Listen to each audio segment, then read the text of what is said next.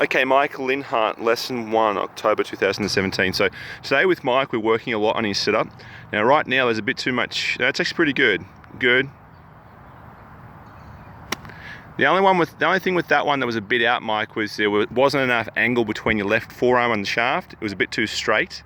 So with Mike, the clubs that he's the furthest away from where he needs to be set up with is his shorter clubs.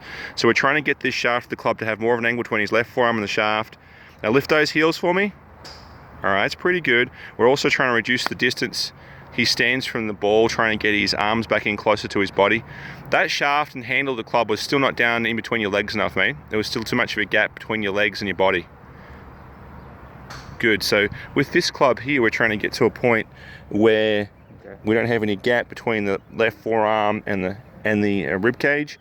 As the club gets longer, say a 6-arm, we're going to have a 2-finger gap. Then a driver, it's going to be out further away from Mike, and we're going to have a whole hand span gap, which we'll pull out a driver here in a second and have a feel. We're talking with these clubs, we're trying to get the weight in the balls of your feet. So yeah, that's a test. Now I'm going to video it for you. Do it again.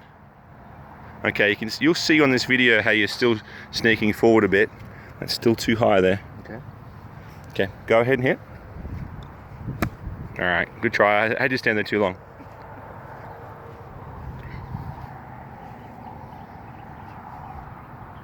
So with the 6-iron, the weight's going to be more centralized in between the heels and the insteps. Driver is going to be matching the insteps. Go ahead, that looks really good.